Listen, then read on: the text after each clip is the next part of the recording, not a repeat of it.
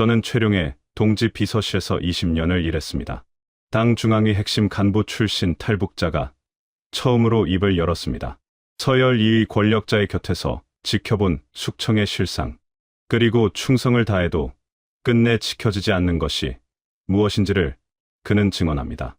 여러분의 구독과 좋아요 하나하나가 숨겨진 북한의 진실을 세상에 알리는 힘이 됩니다. 제가 처음 당 중앙위원회 비서실에 발령을 받은 건 28살 때였습니다. 1994년 봄이었어요. 김일성 종합대학을 졸업하고 얼마 지나지 않아서였는데 그 소식을 들었을 때 제 손이 떨렸습니다. 기쁨 때문이었는지 긴장 때문이었는지 지금도 잘 모르겠습니다. 아마 둘 다였겠지요. 고향 함경도에 계신 어머니한테 전화로 알렸더니 수화기 너머로 우시는 소리가 들렸습니다. 성철아, 성철아 하고 제 이름만 부르셨어요. 어머니는 평생 고된 살림을 꾸려오신 분이었습니다. 아버지가 일찍 돌아가시고 나서 저와 여동생 둘을 홀로 키우셨으니까요. 그런 어머니가 아들 하나를 평양 당 중앙에 들여보냈으니 얼마나 뿌듯하셨겠습니까? 내가 우리 집안을 살렸다고 하시면서 손을 꼭 잡으셨는데 그 손의 온기가 아직도 생생합니다.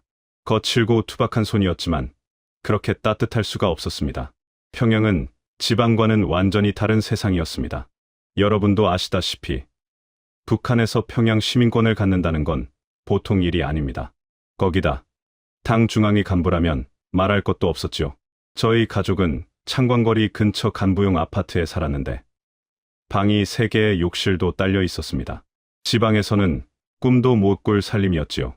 난방도 제법 들어왔고 배급도 끊기지 않았습니다.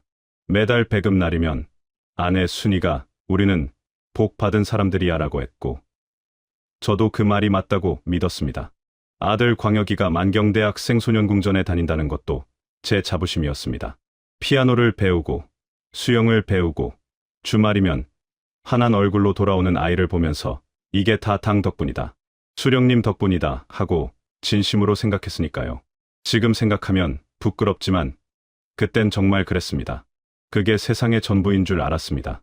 1990년대 후반 고난의 행군이라 불리던 그 시절이었습니다. 나중에 알고 보니 그 몇 년 사이에 수십만 명이 굶어 죽었다고 하더군요. 지방에서는 하루 한 끼도 힘든 날이 이어졌고 길바닥에 쓰러져 죽는 사람들이 나왔다고 했습니다. 하지만 저는 몰랐습니다. 아니, 정확하게 말하면 알려고 하지 않았습니다.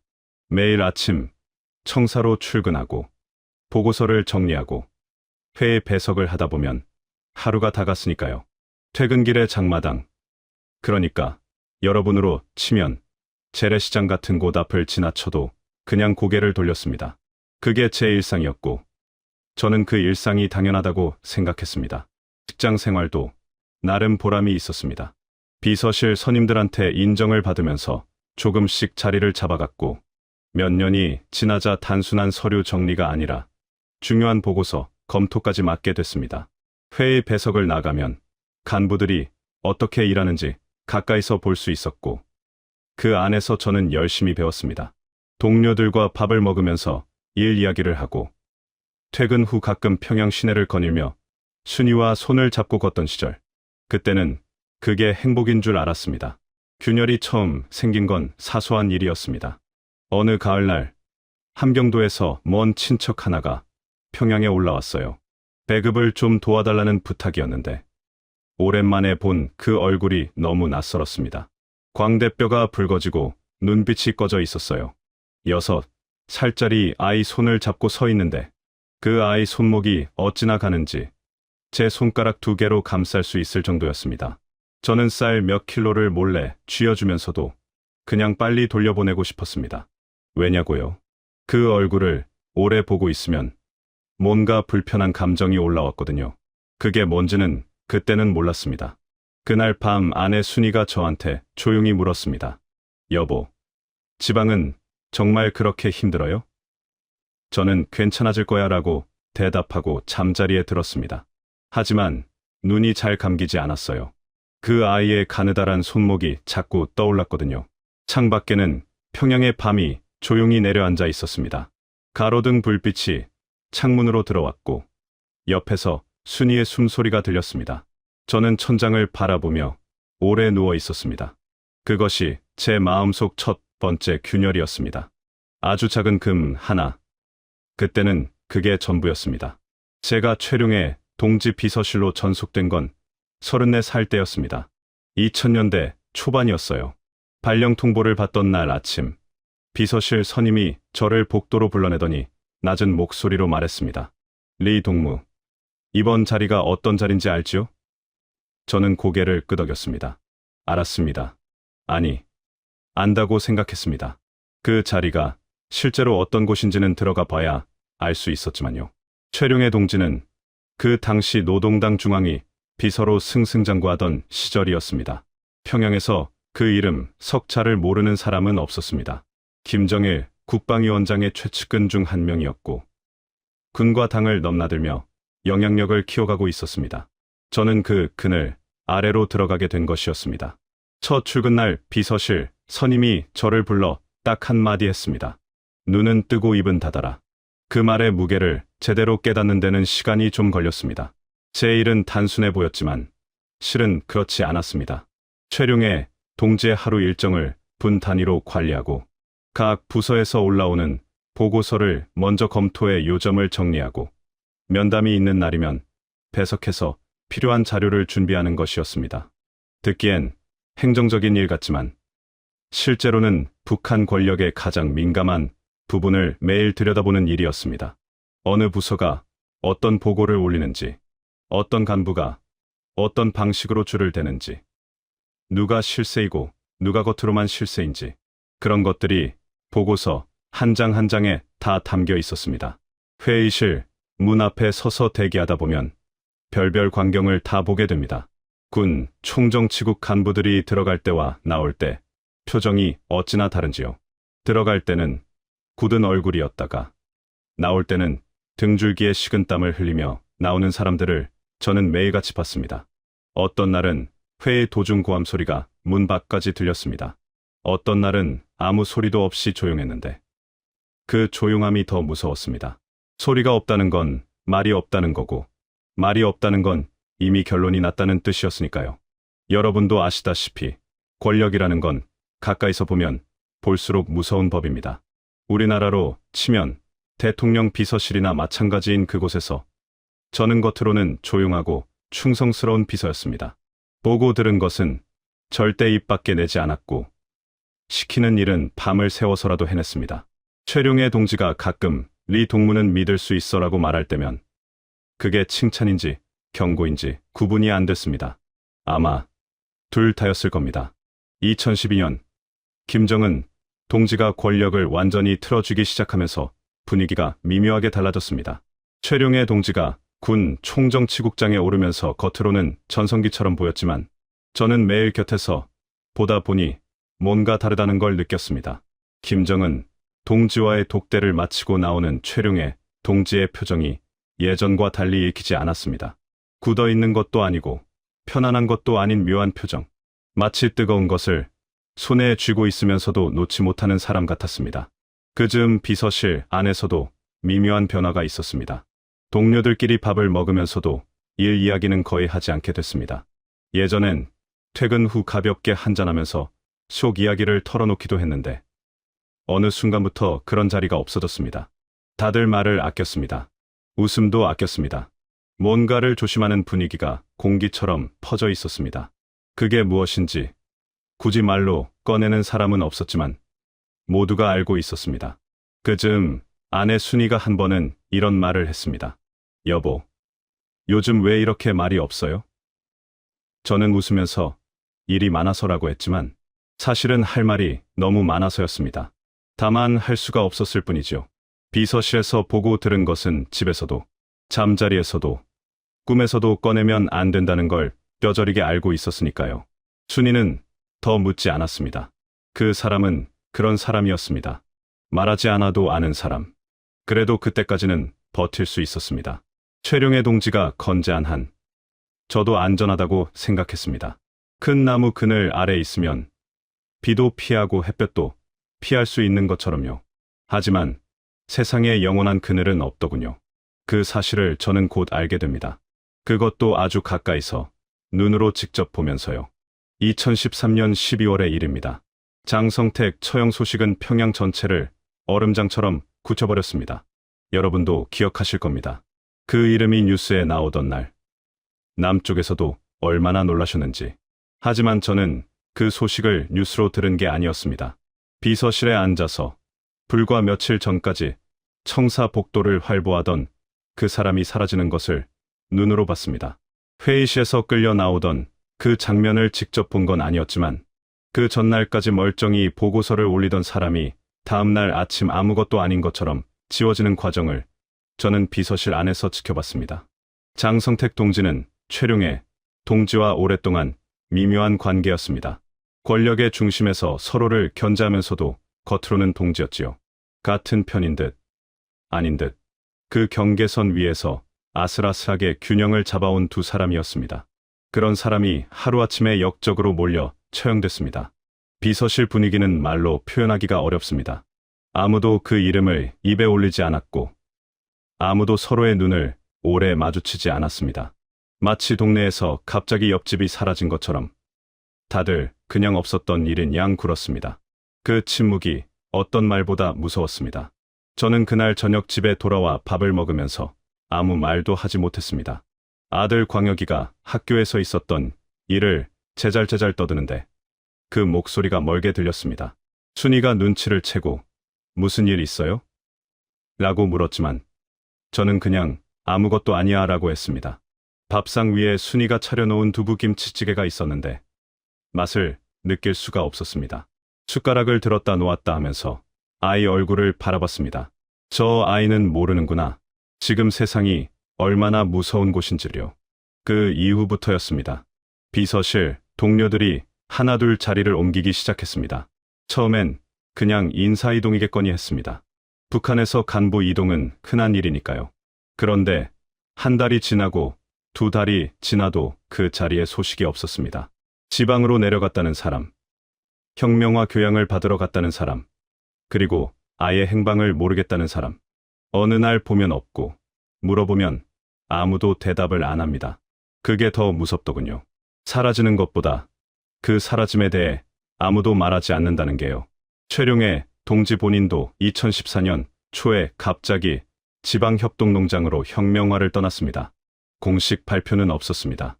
어느 날 그냥 일정이 비었고 비서실은 윗선에서 내려오는 지시를 기다리며 조용히 있어야 했습니다. 저는 그 몇 달 동안 매일 출근을 했지만 무엇을 해야 할지 몰랐습니다. 책상 앞에 앉아 있어도 손이 움직이지 않았습니다. 일이 없다는 게 이렇게 무서운 건 줄 처음 알았습니다. 일이 없다는 건 내가 필요 없다는 뜻이고, 필요 없다는 건 언제든 사라질 수 있다는 뜻이니까요. 생활도 조금씩 달라지기 시작했습니다. 간부용 배급이 예전 같지 않았습니다.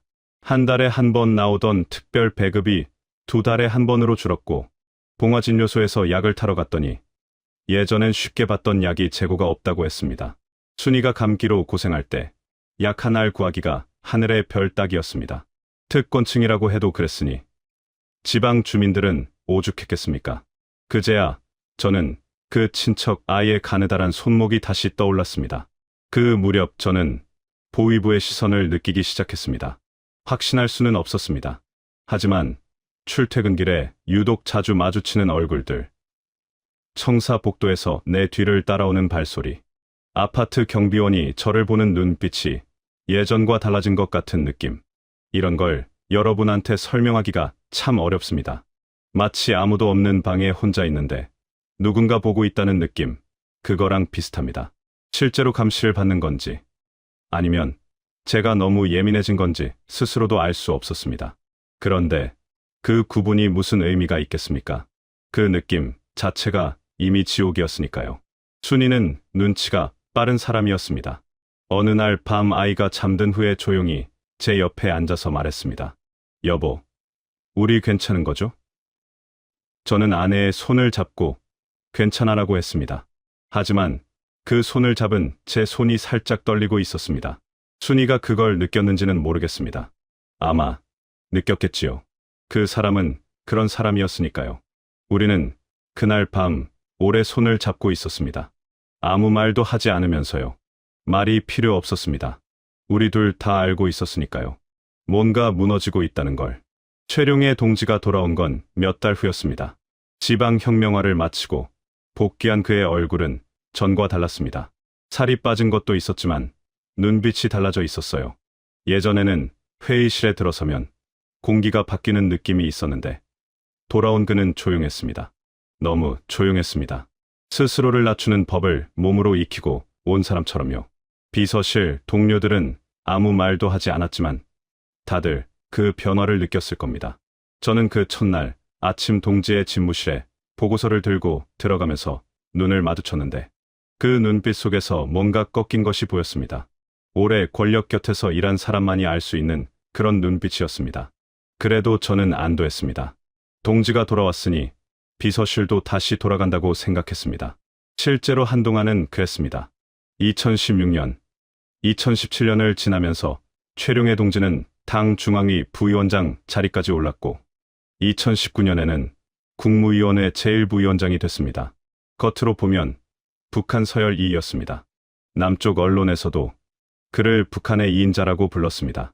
저는 다시 그 그늘 아래 있었고 아들 광혁이는 대학에 들어갔고 순이는 직장 생활을 잘하고 있었습니다. 평온해 보였습니다. 표면적으로는요. 하지만 비서실에서 매일 그 곁에 있던 저는 알고 있었습니다. 서열 2위라는 자리가 얼마나 허망한 것인지를요. 최룡의 동지에게 올라오는 보고서들은 점점 형식적이 되어갔습니다. 중요한 결정은 이미 다른 곳에서 다 내려진 후에 서류로만 왔습니다. 회의에서 그가 발언하면 다들 고개를 끄덕였지만 그 고개 끄덕임이 진심인지 아닌지는 옆에서 보면 알 수 있습니다. 권력이란 게 꼭 직함에 있는 게 아니더군요. 실제로 전화 한 통에 일이 움직이는지 아닌지가 진짜 권력이거든요. 그리고 그 전화는 이제 최룡의 동지한테서 걸려오지 않았습니다. 그 무렵부터 비서실 내부에서 이상한 일들이 생기기 시작했습니다. 동료 중 한 명이 불려 나가 며칠 동안 보이지 않다가 돌아왔는데 그 얼굴이 완전히 달라져 있었습니다. 무엇을 물어봤는지, 무슨 말을 했는지 아무것도 말하지 않았습니다. 그냥 자기 자리에 앉아 아무 일도 없었다는 듯 서류를 들여다봤습니다. 저는 그 모습을 보면서 말을 걸지 않았습니다. 걸 수가 없었습니다. 그 침묵이 일종의 보호막이라는 걸 알았으니까요. 건드리면 같이 다칠 수 있는 것들이 있습니다. 결정적인 날은 2020년 가을이었습니다. 저는 그날 밤 늦게까지 청사에 남아 다음날 면담 자료를 준비하고 있었습니다. 복도, 불이 대부분 꺼진 시간이었어요. 청사 안이 조용해지면 오히려 일이 잘 됐거든요. 그런데 건물 뒤편, 출입구 쪽에서 낮은 목소리들이 들렸습니다. 처음엔 경비원들이려니 했는데 뭔가 이상했습니다. 목소리 톤이 달랐습니다. 저는 자리에서 일어나 창문가로 다가갔습니다.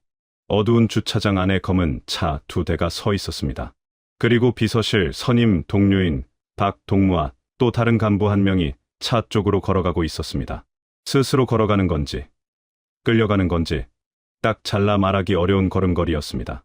양옆에 짙은 점퍼 차림의 사내들이 바짝 붙어 있었고요. 차 문이 닫혔습니다. 그리고 차가 조용히 빠져나갔습니다. 엔진 소리도 거의 없이 그냥 어둠 속으로 사라졌습니다. 저는 그 자리에 굳어버렸습니다. 심장이 어찌나 크게 뛰던지 귀에까지 들릴 것 같았습니다.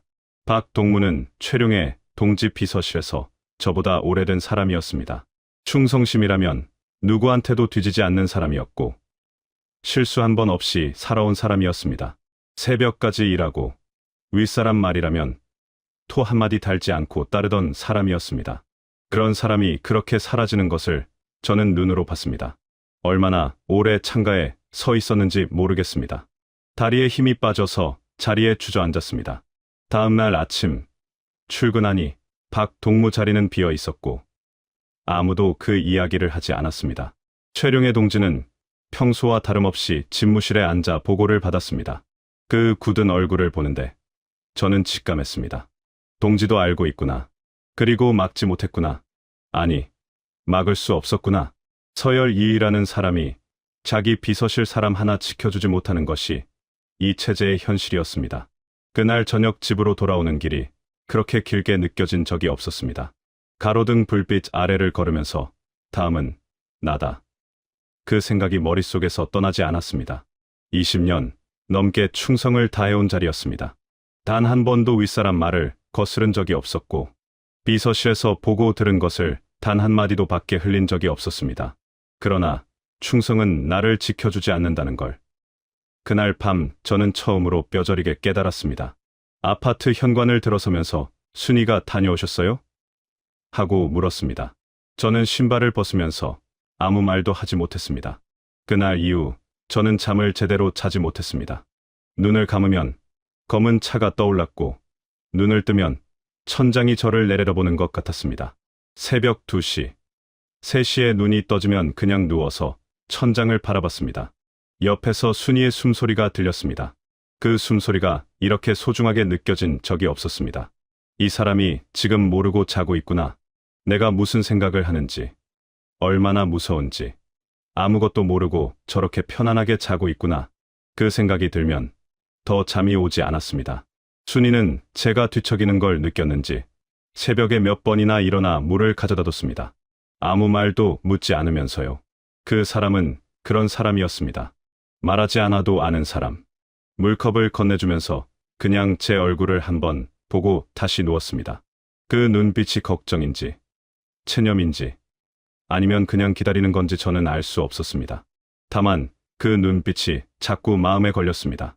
출근길이 달라졌습니다. 예전엔 그냥 걸었던 길을 이제는 살피면서 걸었습니다.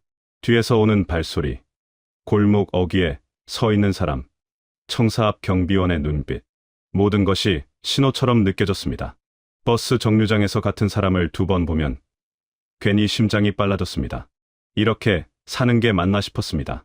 아니, 이렇게 살다가 어느 날 밤 그냥 사라지는 게 맞나 싶었습니다. 박동무도 이런 기분을 느꼈을까요? 그 사람도 어느 날 문득 자기 차례가 올 것 같다는 걸 알았을까요? 그런 생각이 들면 가슴이 먹먹해졌습니다.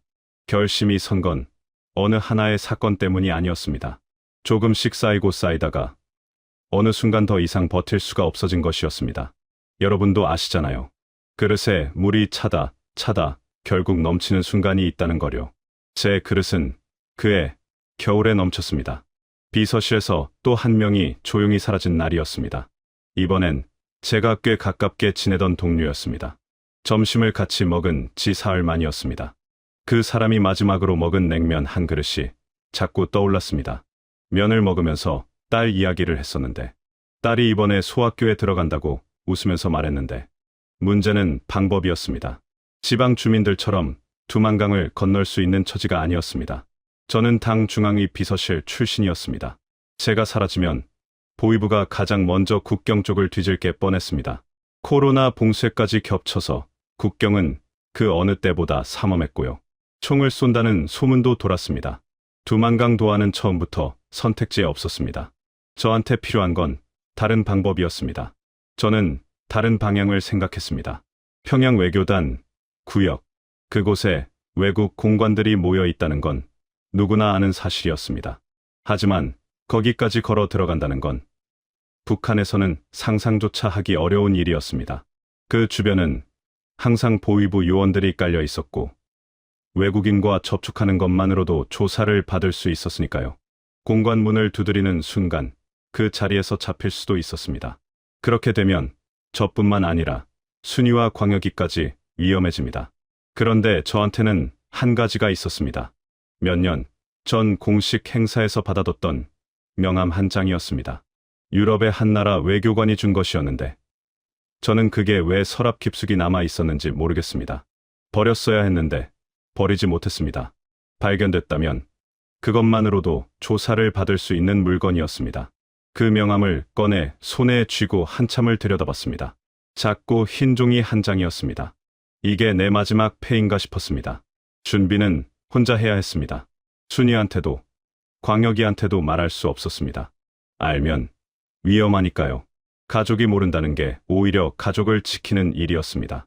그 생각이 맞다는 걸 알면서도 매일 밥상 앞에 마주 앉은 아내의 얼굴을 보면 가슴이 무너졌습니다. 이 사람한테 말 한마디 못하고 떠나야 한다는 게요. 광역이가 요즘 대학 생활이 재미있다며 수다를 떠는데 그 얼굴을 보면서 저는 속으로만 울었습니다. 미안하다. 아들아. 아빠가 미안하다. 떠나기 이틀 전, 저는 혼자 부모님 묘소에 다녀왔습니다. 평양 외곽 야산에 나란히 있는 두 분 묘소였습니다. 이른 새벽에 갔습니다. 아무도 없는 시간에요. 마른 풀이 바람에 흔들리고 있었습니다. 봉분 앞에 무릎을 꿇고 한참을 앉아 있었습니다.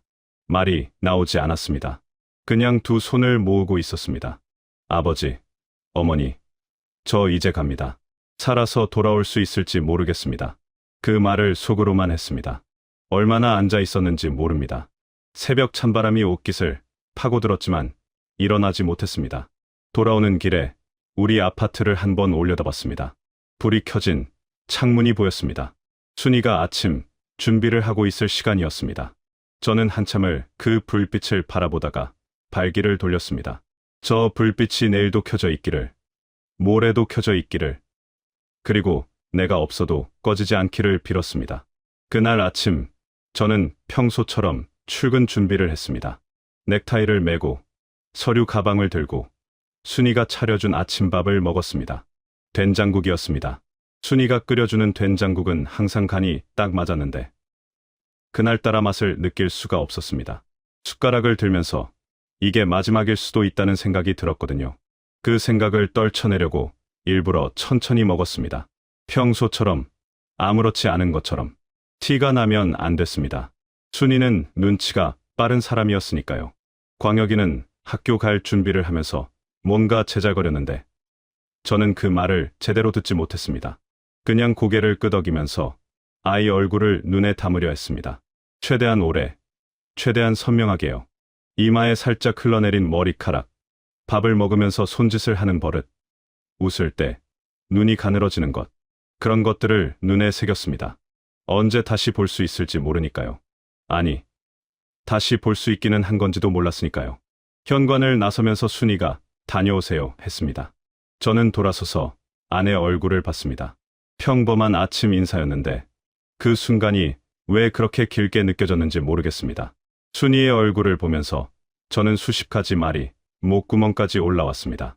미안하다는 말, 사랑한다는 말, 잘 있으라는 말. 하지만 아무것도 할 수 없었습니다. 그냥 응, 다녀올게 하고 문을 닫았습니다.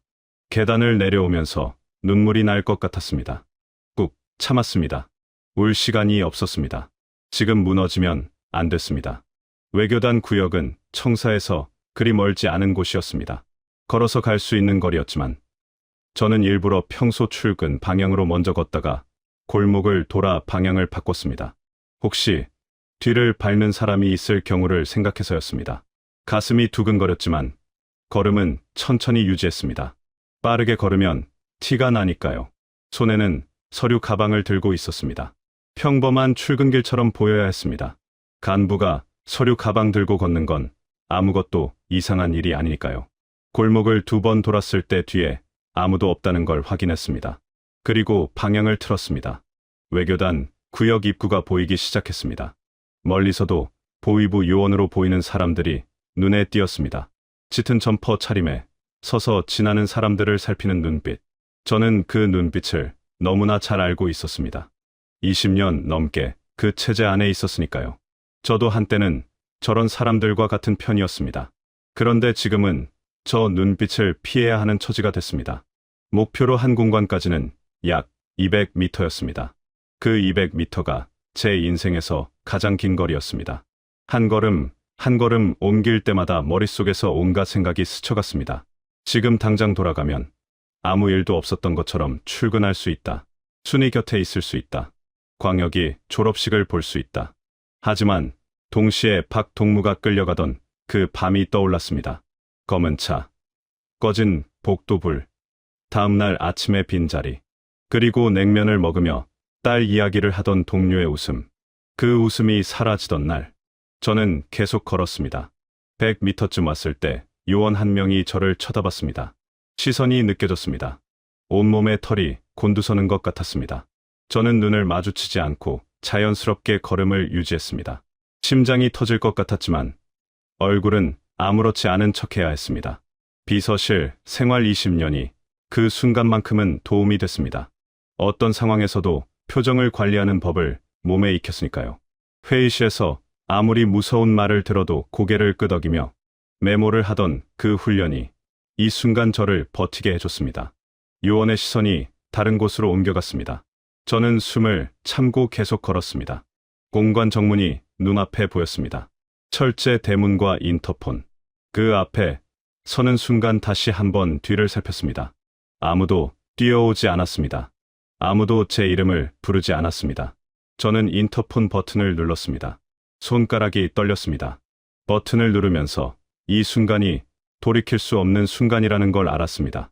눌러버리면 끝입니다. 돌아갈 수 없습니다. 그래도 눌렀습니다. 잠시 후 목소리가 들렸습니다. 외국어였지만 저는 준비해둔 말을 했습니다. 한국어로 천천히 또렷하게 저는 대한민국의 망명을 요청합니다. 부탁드립니다. 그 말을 하면서 목이 메었습니다. 몇 초가 지났습니다. 그 몇 초가 몇 년처럼 느껴졌습니다. 그리고 철컥 문이 열리는 소리가 났습니다. 저는 안으로 들어섰습니다. 문이 뒤에서 닫혔습니다. 그 소리를 듣는 순간 20년 넘게 버텨온 몸이 한꺼번에 무너지는 것 같았습니다. 직원이 다가와 뭔가 말을 했지만 들리지 않았습니다. 저는 그 자리에 주저앉아 얼굴을 감쌌습니다. 소리 없이 울었습니다. 평영의 하늘 아래서 한 번도 울지 못했던 눈물이 그제야 다 쏟아졌습니다. 순이, 광여가, 나 여기 있다. 속으로만 불렀습니다. 얼마나 울었는지 모릅니다. 그냥 한참을 울었습니다. 공관 안으로 들어서고 나서도 한동안은 현실인지 꿈인지 구분이 되지 않았습니다. 직원들이 저를 안쪽 방으로 안내했고 따뜻한 차 한 잔을 내밀었습니다.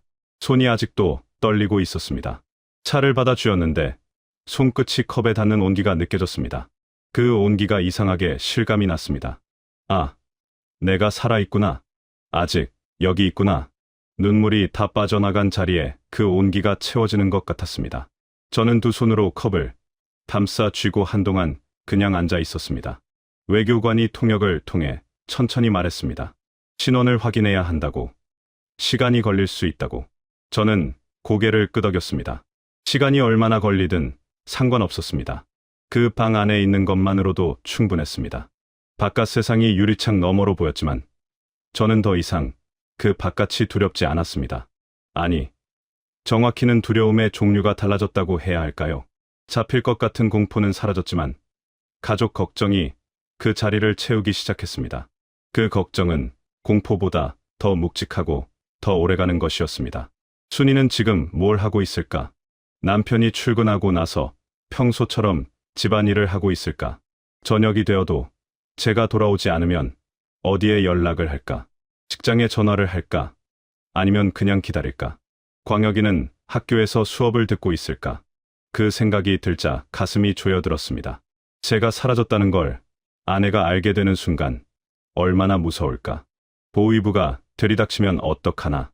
아내가 아들이 연좌제로 엮이면 어떡하나? 북한에서 연좌제가 어떤 것인지 저는 너무나 잘 알고 있었습니다.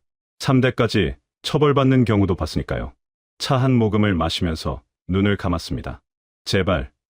제발 저 사람들만은 무사하게 해달라고 속으로 빌었습니다. 며칠 후 저는 외교 채널을 통해 제3국으로 이송됐습니다.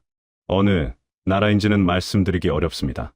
안전 때문이기도 하고 저를 도와주신 분들을 보호해야 하기 때문이기도 합니다. 다만 평양을 떠나는 그 순간 차창 밖으로 대동강이 보였습니다. 어릴 때부터 보아온 강이었습니다. 봄이면 버들가지가 늘어지고 여름이면 아이들이 뛰어놀던 강변, 겨울이면 꽁꽁 얼어붙어 스케이트를 타던 그 강. 그 강이 멀어지는 것을 보면서 저는 입술을 꽉 깨물었습니다. 울면 안 됐습니다. 아직 끝난 게 아니었으니까요. 살아서 나가야 가족한테 연락이라도 닿을 수 있었습니다. 제3국에서의 시간은 길고 고요했습니다. 작은 방에서 대부분의 시간을 보냈습니다. 외출도 제한됐고 연락도 마음대로 할 수 없었습니다. 창문으로 보이는 풍경이 하루하루 달라지지 않았습니다. 아침에 일어나면 같은 하늘이고 저녁이 되면 같은 어둠이었습니다. 처음엔 그 단조로움이 답답했습니다. 그런데 시간이 지나면서 이상하게 그 고요함이 좋아졌습니다. 누가 문을 두드릴까 봐 가슴 졸이지 않아도 되고, 동료의 빈자리를 보며 다음은 내 차례인가 생각하지 않아도 되는 그 고요함이요. 한국 정보기관 관계자들이 정기적으로 찾아와 면담을 했습니다.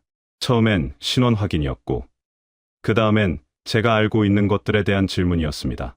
최룡의 동지의 동선, 비서실, 운영 방식, 김정은 동지와의 관계, 간부들 사이의 권력 구도, 숙청 내막. 저는 기억나는 것들을 최대한 성실하게 말했습니다. 말하면서 스스로도 새삼 깨달았습니다. 내가 20년 동안 그 안에서 얼마나 많은 것을 보았는지를요. 당연하게 여겼던 것들, 그냥 지나쳤던 것들이 이제는 다 의미 있는 증언이 됐습니다. 면담관 중 한 분이 어느 날 조용히 말했습니다. 선생님의 증언이 매우 중요합니다. 저는 그 말을 듣고 한참 있다가 물었습니다. 제 가족은요? 그분은 잠시 말을 아끼다가 최대한 노력하겠습니다라고 했습니다. 그 대답이 예스도 아니고 노도 아니라는 걸 알면서도 저는 그 말에 매달렸습니다. 매달릴 것이 그것밖에 없었으니까요. 그날 밤 저는 방 안에서 혼자 오래 앉아 있었습니다. 하나님이 계신지 안 계신지 저는 잘 모릅니다. 하지만 그날 밤만큼은 두 손을 모아 빌었습니다. 북쪽 어딘가에 있을 순이와 광혁이가 무사하기를요. 밤이면 잠이 오지 않았습니다. 천장을 바라보다가 순의 생각, 광혁이 생각을 했습니다. 광혁이가 좋아하던 음식이 뭐였더라. 인조고기밥을 유독 좋아했는데, 어릴 때 제가 장마당에서 사다 주면 그렇게 좋아했는데, 순이가 즐겨 흥얼거리던 노래가 뭐였더라. 가사는 기억이 안 나고 멜로디만 맴돌았습니다. 사소한 것들이 자꾸 떠올랐습니다. 같이 살 때는 당연하게 여겼던 것들이 이제는 얼마나 소중했는지 모릅니다. 여러분도 아시잖아요.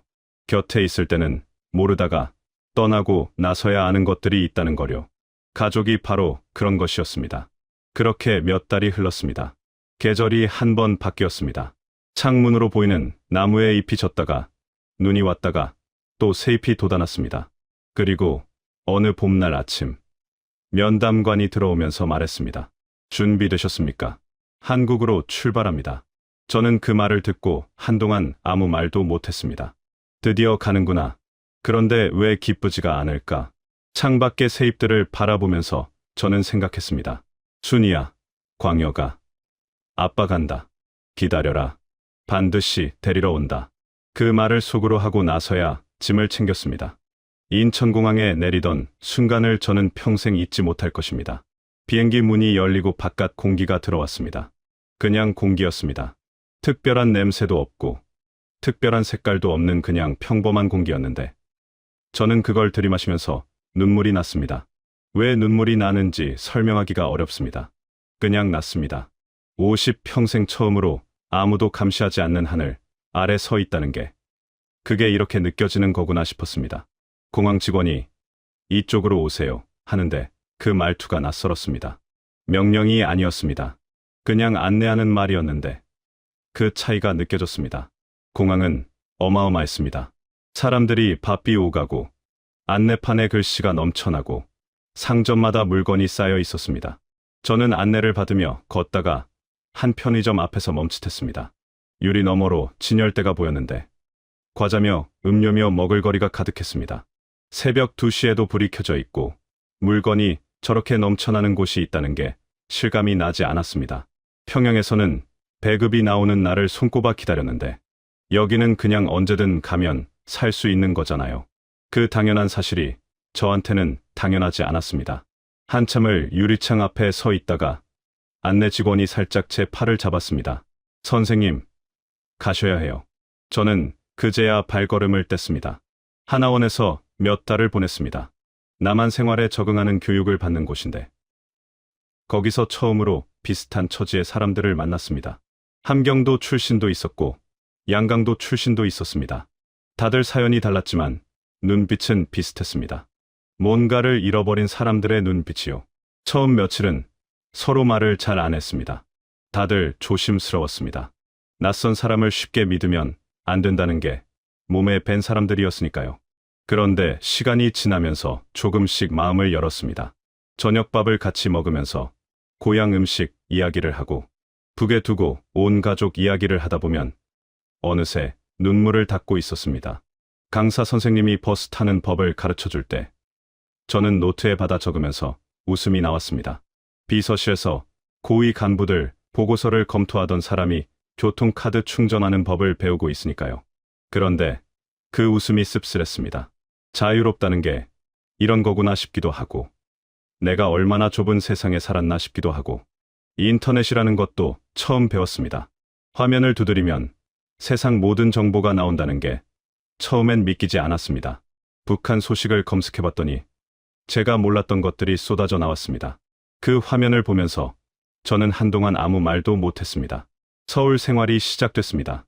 작은 아파트를 얻어 혼자 살기 시작했는데 처음엔 그 조용함이 너무 컸습니다. 순위가 없고 광역이가 없는 공간. 아침에 일어나면 밥을 차려줄 사람이 없고 저녁에 들어오면 불이 꺼져 있었습니다.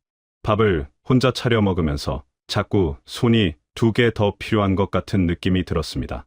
아내가 항상 놓아주던 숟가락 자리, 아들이 앉던 의자, 그런 것들이 자꾸 보였습니다. 처음 몇 달은 밥을 제대로 먹지 못했습니다. 먹다 보면 목이 메었습니다. 말투 때문에 처음엔 고생을 좀 했습니다. 북한 억양이 남아있으니 슈퍼마켓에서 물건을 물어봐도 주인이 한 번씩 다시 묻더군요.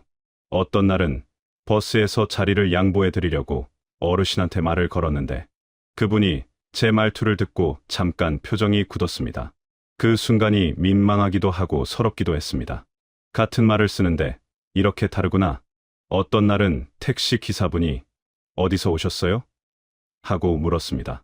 북쪽에서 왔습니다 라고 했더니 잠깐 말이 없다가 고생 많으셨겠네요 라고 하셨습니다. 그 한마디가 왜 그렇게 따뜻했는지 모릅니다. 같은 핏줄이라는 게 그게 아직 살아있구나 싶었습니다. 텔레비전에서 북한 관련 뉴스가 나올 때마다 저는 화면 앞에 붙어 앉습니다. 최룡의 이름이 나오는 날이면 더욱요. 그가 지금 어디서 무엇을 하고 있는지, 아직 건재한지, 아니면 이미 사라졌는지, 화면 속 그의 얼굴을 보면서 저는 여러 가지 감정이 교차합니다.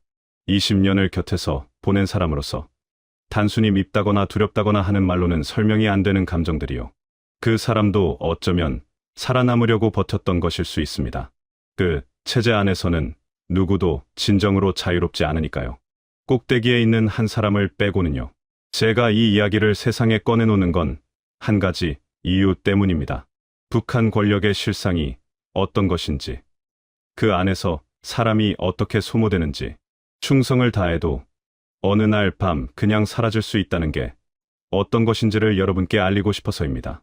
6.25 때 헤어진 이산가족들이 수십 년을 기다렸다는 이야기를 들을 때마다 저는 그 마음을 이제는 조금 알 것 같습니다.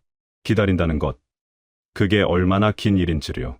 우리 어르신들이 평생 그 그리움을 안고 사셨던 것처럼 저도 그렇게 기다릴 것입니다.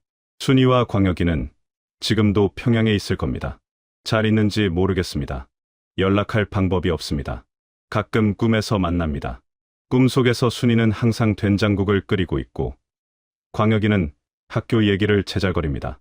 그 꿈이 너무 생생해서 깨고 나면 한동안 일어나지 못합니다. 눈을 뜨면 불 꺼진 아파트 천장이 보이고 옆에는 아무도 없습니다. 그 순간이 하루 중 가장 힘든 순간입니다. 통일이 되는 날, 그 문이 열리는 날, 저는 제일 먼저 평양으로 달려갈 것입니다. 순이한테, 광혁이한테 그날이 오기를 저는 매일 밤 빕니다. 우리 세대에 제가 살아있는 동안에 그날이 오기를요. 여러분, 들어주셔서 감사합니다. 이 땅에 자유가 있다는 것이 그게 얼마나 소중한 것인지를 저는 이제 압니다. 부디 이 이야기가 헛되지 않기를 바랍니다.